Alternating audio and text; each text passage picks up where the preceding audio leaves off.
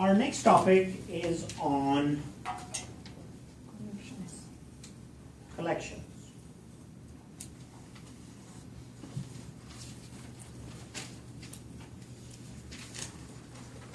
So know these. Classes, interface or core classes. To become a consumer of templates, you need to know that you can declare a template and you can pass a bunch of types. You can also use extends to ensure that a template is valid with a family of objects. You can say T extends number, then Z extends some other class, and you can have your template definition so it can receive more than one type. But then you have the usage of question mark where you are comparing objects from different families in runtime. Digesting this on the idea of data patterns is going to be very useful for you guys. What can you do with it is totally up to you. I have not asked people to be a producer of templates in this course,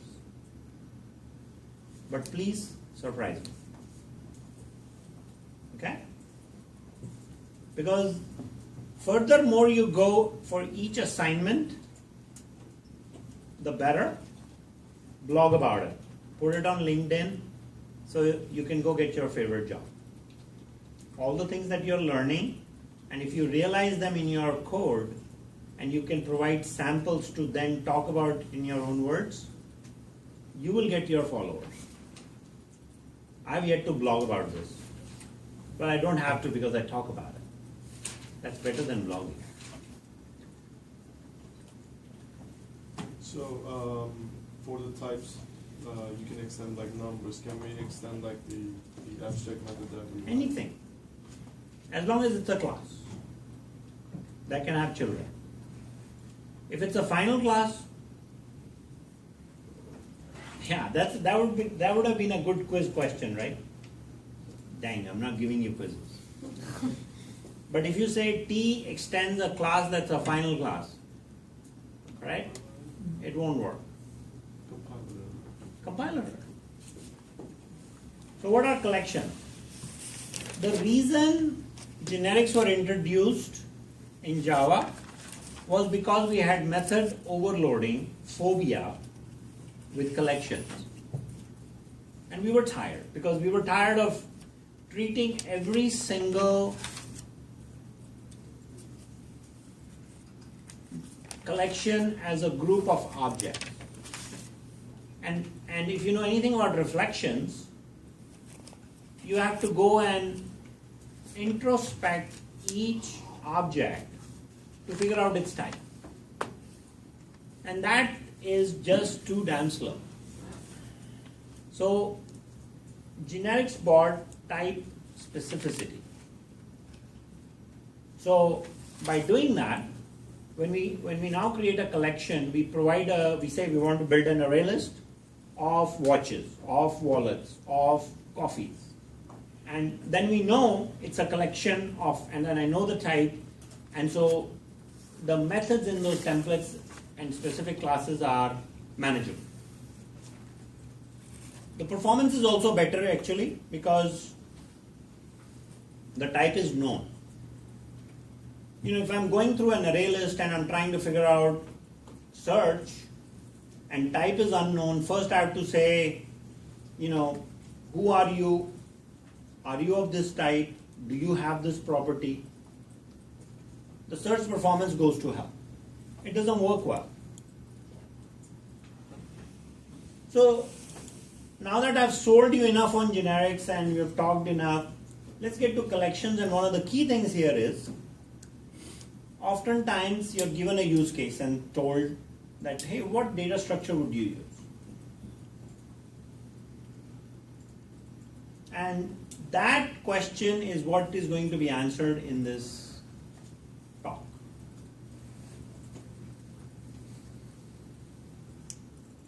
So let's take some examples.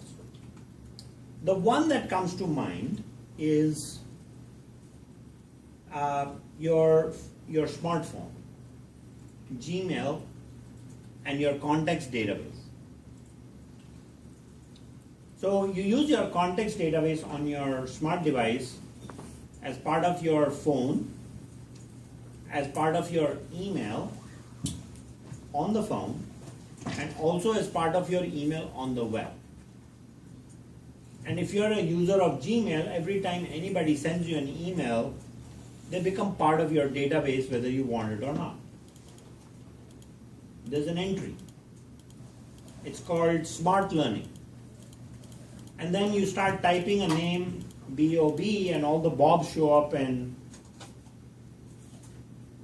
now you have to go and select which Bob you want to send the email to, and then you send it. So the challenge that is being presented to you is a complex one. Because in this particular use case, you have to synchronize one database across different places. Web applications, mobile applications, and applications and other apps where this can be used. So context database therefore acts as a static object, a static collection, if you will. And you guys are very much familiar with static objects, which is the one place I really like about the using static. All right? So now, if you were trying to answer this question in an interview and say, what kind of a data structure would you use? Well, I'm not going to just say that, I know these 8 collections and I'm going to use this one. I'm going to ask you questions, right?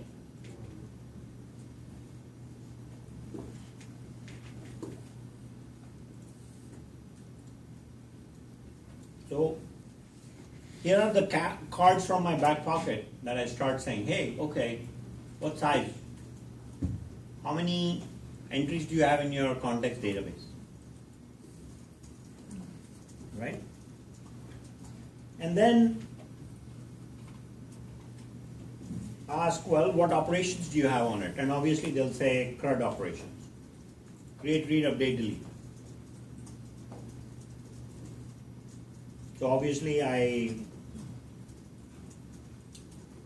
create a contact, I search for a contact, and then after a search is done, I'm able to read because I've searched whatever I wanted, and then after I've read it, I want to update it, I can do that. After I've read it, if I want to delete it, I can do it.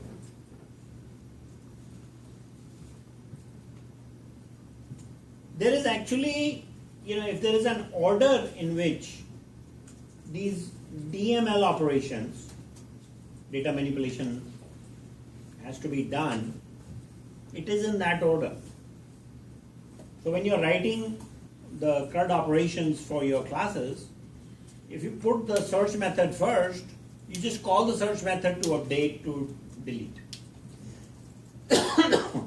Right? So, there's a process to the madness.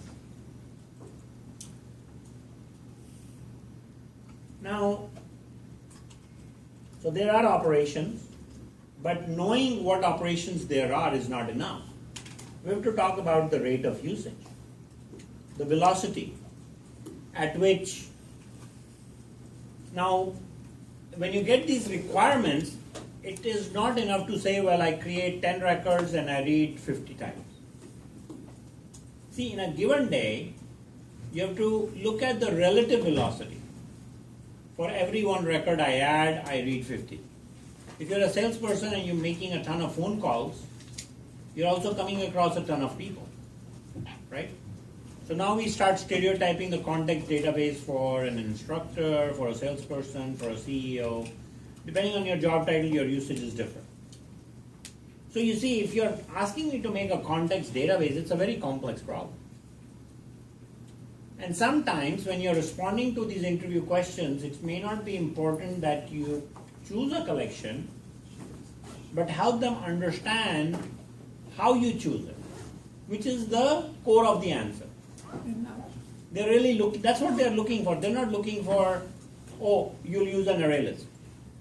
Or everyone's favorite, let's use a hash table. What the heck is a hash table? Oh, it's a table with a hash. We'll talk about that in a moment. It's everyone's favorite data structure. And there's a good reason for it, right? Then after these functional aspects, size, operations, and rate of usage, you start looking at some of the systemic elements. So you ask a question. Will there ever be a need where you'll need to iterate your entire contact list? See, in life where we are with ubiquity, there is never a reason to iterate. What am I saying? I mean, are we going to print yellow pages? There's an opportunity for iteration. So why we will iterate? I want all the users with the last name Singh on my, I don't know. I need to create a list. Maybe I'm just curious, how many Singhs do I know? So Singh is my name and it's the name of 50 million other people. I want to know all the Singhs I know. But that's not useful either. See, information because of, what does choice of data structure have to do with information access? That's the point I'm trying to make. See, information is readily available, ubiquity. And you have it in, you also have these access devices. Your smart tablets and phones and so on. So as long as you can get what you need at a given point in time, you can run forward. That makes hash table a very good data structure choice, or very good search choice. That's not a data structure. Hashing is not a data structure. It's an algorithm that you use for finding things quickly. So, should the structure be sorted or unsorted? If you're not going to iterate, leave it unsorted. Because it's expensive to sort, right? Every time you come to class, I say sit in alphabetical order. And you're nicely settled in your desk, and now somebody comes in, now you have to move, right? And if we are in middle of execution, meaning the lecture is going on, and people walk in, and in middle of that there is sorting going on in class. It's going to be very painful. You're switching context from one place to another. It's expensive. It's very expensive. So you got to execute. And right now your execution in cloud in highly distributed environments. An example of a distributed environment was contacts in cell phone and cell phone and web application. Here is another thing. Should I use a contiguous structure or not? When you use something contiguous, if it expands, you have to find a bigger place. If it's discontiguous, you just fit in anywhere. Do you understand? We are talking about arrays and we are talking about linked list as an example. Linked list is node connection.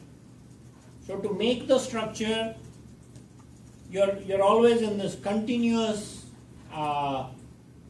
linking, like I'm linked to you, the next one is linked to that, and you're just making links. So dynamic. And it is dynamic. Well, so is the contiguous array list. But it's always looking for 50 spots. I want to go from 50 to 100. Oh, there are neighbors. I need to get out. Let me move somewhere else. Right? So now you're moving the whole thing to a new location in memory. That's also an issue. Don't move. Stay where you are. But then, if I stay where I am, quote unquote linked list, let me start making links. Oh, my link is broken. Oops. Entire collection is failed. So there is all that link management that happens internally, which you Java guys will not see because you have an API. All you do is say linked list, new linked list, add, remove, search, done. And the poor guys that wrote that in the background made sure that it works for you.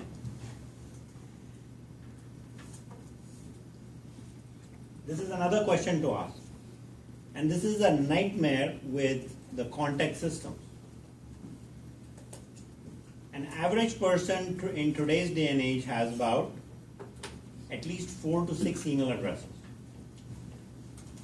With your ability to use Gmail because it's so easily accessible, when you end up with a smartphone, obviously you want your smartphone to be smart, so you pull all 6 emails on that one. What happens to your contact database? It becomes a superset of all. And it doesn't collapse the common email addresses. So now you're looking for Bob Smith. Oh, there are 26 same Bob Smiths. Are the values unique or non-unique? Oh, well, their email address is unique, so it is unique. But wait a minute, it's the same person. So now people are writing apps for consolidating those contacts. And they're trying to use some automated way of doing that. They mess up my contacts book, so I say, you know what, please, don't touch my contacts. I will scroll. These are all the pain points of collection, choices that you have to make.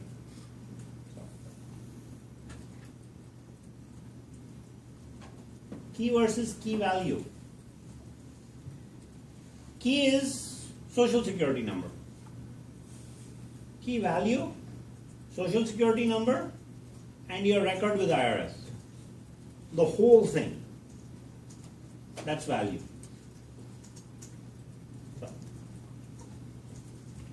So what we are doing here is that when I enumerate all these things as factors, I'm drawing your attention to the fact that when you are confronted with a question for a choice of a collection, please talk about these. Ask your customers, what do you want to do? The conjecture is that you will finally decide to go with a hash table. Why? Because it's unsorted. It can increase in size. It can deal with the high velocity of search and somewhat of a high velocity of inserts or updates. But it comes at a cost. Like they say, nothing in life is free, right?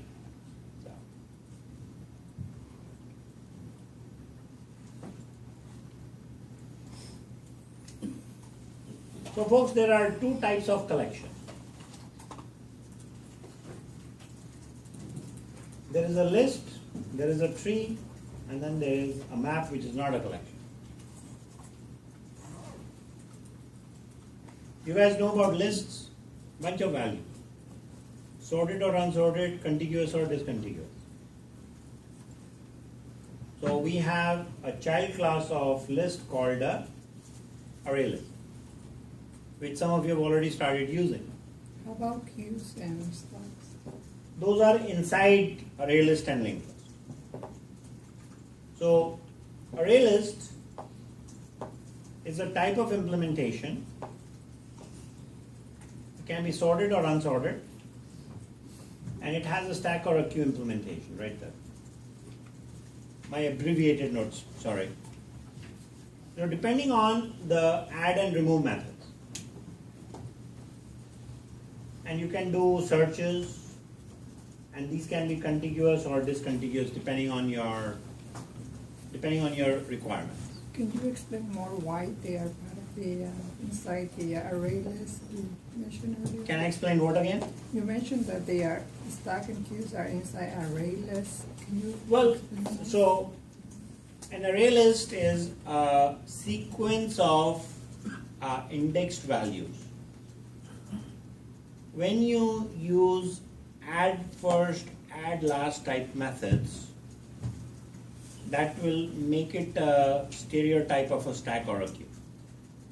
So that means stack and queues are more used with array lists? Is that what you're saying? No, they're used with both array list or linked list.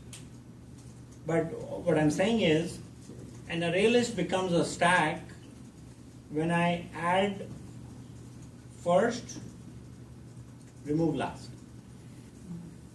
How I do the addition or removal. Okay. So those are overloaded methods. And that's what I mean by That's a 5 one. stack and queue are achieved through the implementation methods in the respective lists. Okay. All right. Linked list. This can be either sorted or unsorted. What is the difference between array list and a linked list? One is a contiguous structure, other is discontiguous. Array list should generally be small in size. You don't want array lists that have like 5 million elements. So the moment you resize, you got to move that whole thing, right?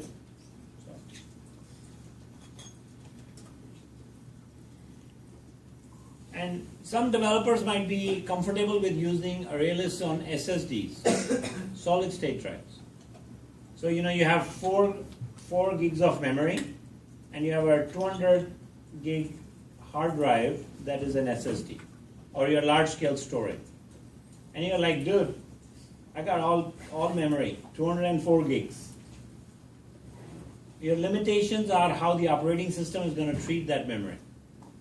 You still are persisting, bringing in, you have multi-threading with all the cores that you have. So still, don't assume that you can use an array list with an SSD and life is going to be really good. It's not.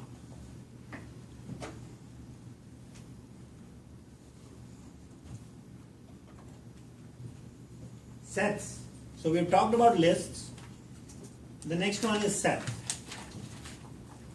So set is a group of things which each one having a unique value.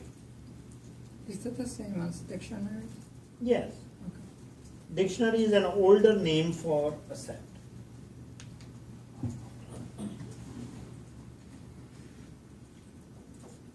Give me examples of sets. Set of states in United States. That's it. License plate. All the individuals that live in California. Set. People in this class. Subset. But a set. Right?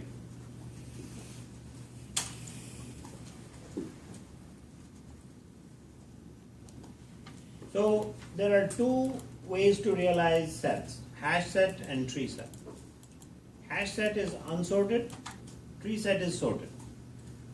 So if you have to make a determination that I want a sorted structure so I can iterate and print the yellow pages, you're going to make it a tree set. But if all you want to do is keep searching, and then going with a hash set might be a really good idea. These can be fairly large structures in memory. Hash set or tree set can be fairly large. And I gave you my definition of small, medium, and large earlier. You must have read some of those numbers. So now what is this hashing? That is everyone's favorite. They want to use it, and they want to ask you questions. Your hiring managers will do this to you. What's hashing? How do you use it? So now we answer that question. Hashing algorithms, when we teach data structures, we teach the worst algorithm there is for hashing. We use the mod function. There are many hashing algorithms that are well documented that work very well. For purposes of this discussion, we leave it as a black box. And here we go again. What's the other ones? There is one called linear hashing, where you use basically exponential functions to determine which bucket to throw the value in.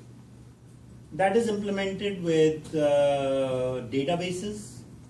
So like for example, in Oracle, there is something called hash partitioning, which uses linear hashing to situate a row in a specific data partition. It just went off into the wild, wild west.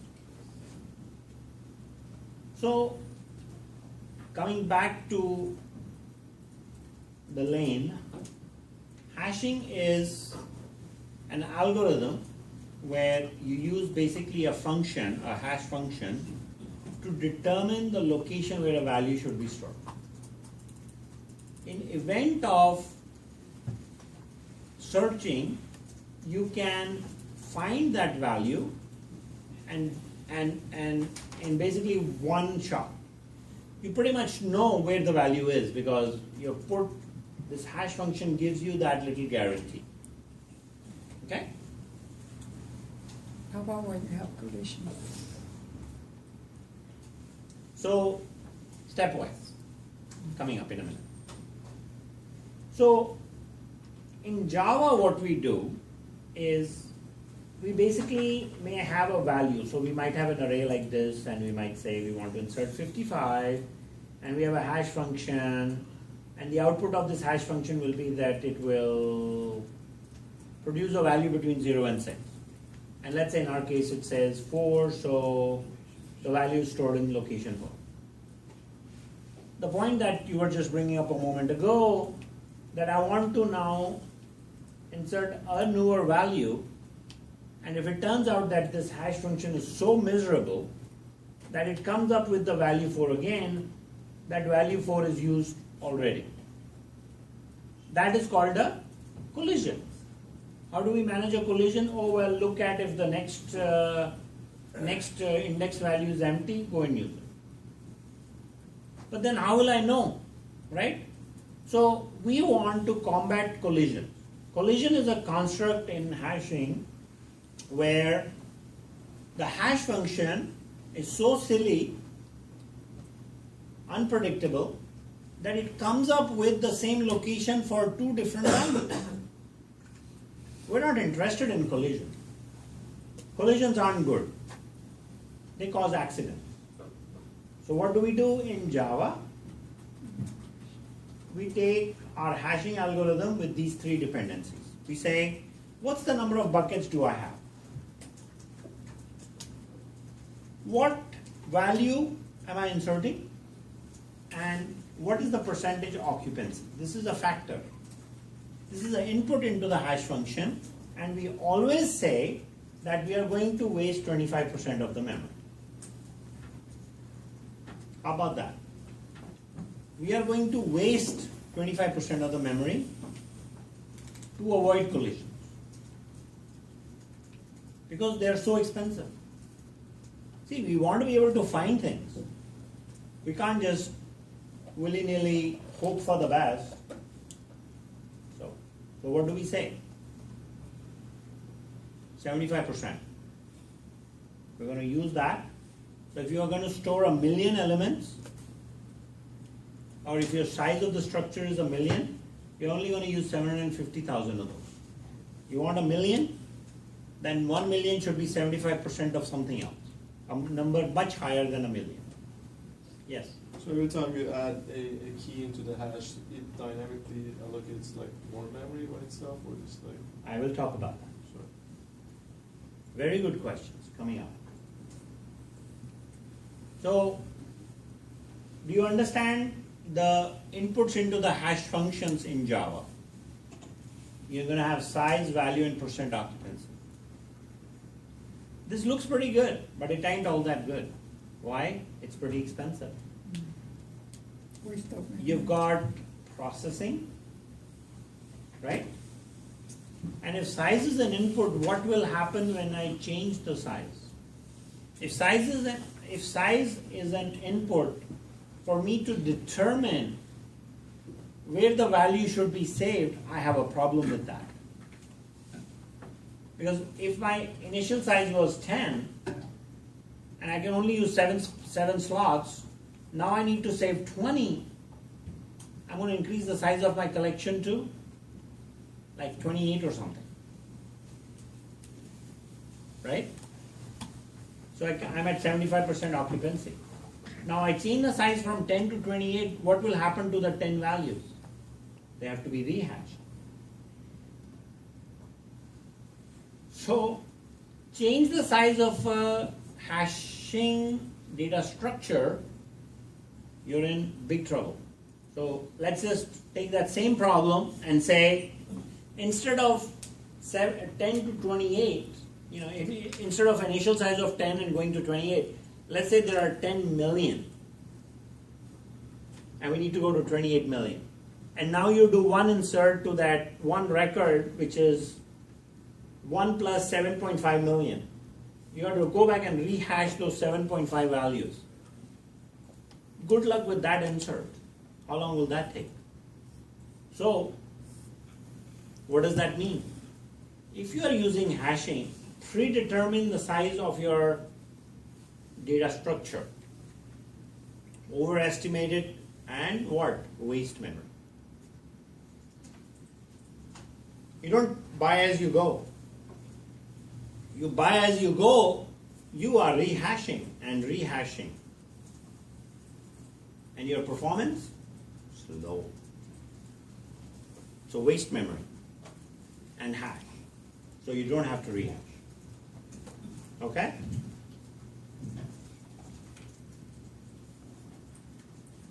Now what rehashing is expensive, and we talked about that, but let's talk about the overhead of hashing, which we have not yet covered.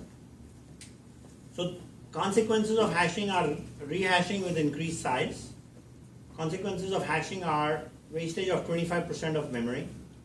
In addition to that, you have to maintain a hash table. What is a hash table? It's a table where you keep a location of where the value has been inserted and the value itself. So in event of an event where you have to reconstruct the hash data structure, you can use the hash table as the basis for recovery. Make sense? But you cannot adjust it, right? Like the hash table is actually like it points out to where the values that you have. Hash table is an internal structure that a collection may use for figuring out references of where the values are stored. But all we are saying in this to this point is that there is memory requirement for hash table that you have to factor in as you're trying to figure out the collection. And again, I'm not thinking about the context database anymore. I'm thinking of the listing database on eBay, where you have, I don't know, I mean, I'm making this up. I really don't know their real data because I'm not supposed to. But let's say they have 2 million listings a day or 2 million listings an hour. And those have to be searchable and those will be in memory. And there are 5,000 nodes in their cluster where that data is replicated for searching. And that data is to be refreshed every hour. Think about the dynamics of that application. And you guys will end up operating in those environments. Right? We're not talking about writing apps for the smartphone. What kind of data structure they might be using for Hashing. hashing? Search. Right? And then you have these mechanisms where, I mean, I don't know what they use. I've never worked at eBay. But hashing sounds pretty good. Because for every insert, if you're searching more, right? Hopefully. Because people are paying for listing. Search. Right? When you create an ad, you search by a UPC number? I don't know what you search by. That doesn't No, matter. that's what you That's getting search. specific. You can search by anything, right? Hash. If you want to learn more about this is a very good book. Both of these are very good books. So then we have a tree set. The implementation of a tree in Java which is sorted is a red-black tree, last time I checked. Red-black trees are complicated data structures, but it's balanced, it's sorted, and with even number of branches. So talk about sorting a tree. The factors you keep in mind, that it is balanced, meaning number of nodes on the left side of every node is same as the number of nodes on the right side plus 1. The values are all sorted based on the key that you have chosen. What else? Those are the two main factors.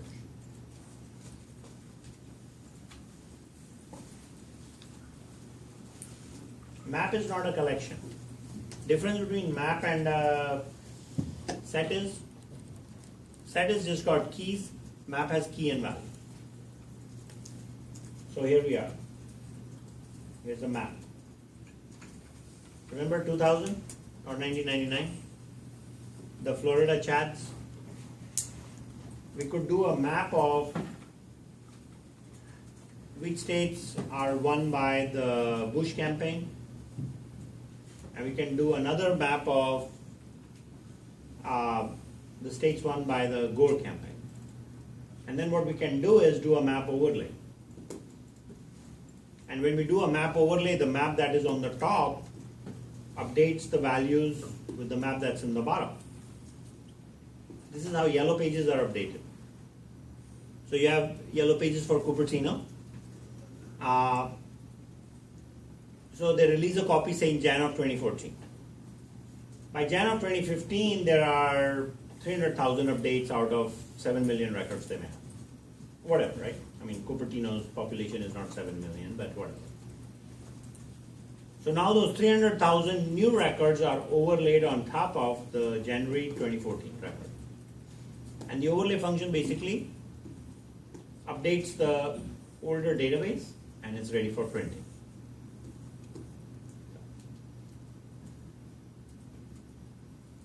Values cannot be duplicated. I'm sorry, I can't even read what I'm saying there.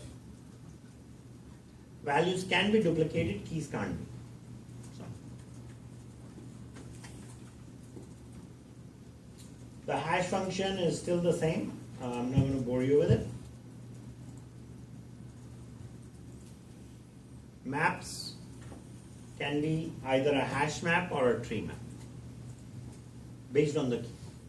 It's the same thing as sets, right? Because once you know an algorithm, you can just kind of make assumptions about the rest. Now, Java has linked hash set and linked hash map. So if you want the ability to search fast and iterate, use a linked hash map. What do we mean by that? You use twice the amount of memory. You have a map and you maintain a linked list.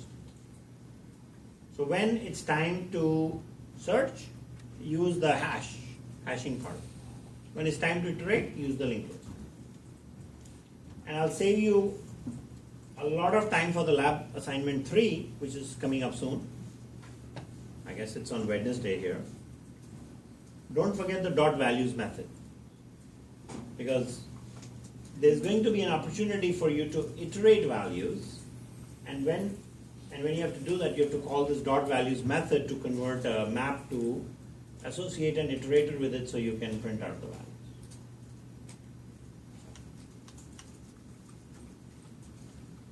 So there's a linked hash set and a linked hash map. Combining two data structures into one. So I'm not sure how useful this was, but I didn't realize I ended up talking a lot. Leaving very little time for lab 2. So I'll just stop here. I just had to cover all that today. So I can get you ready for assignment 3 on Wednesday. But I gave you an extra day for 2. So So you don't have to start on 3 tonight. So tomorrow is. You can work till tomorrow's midnight. So, okay?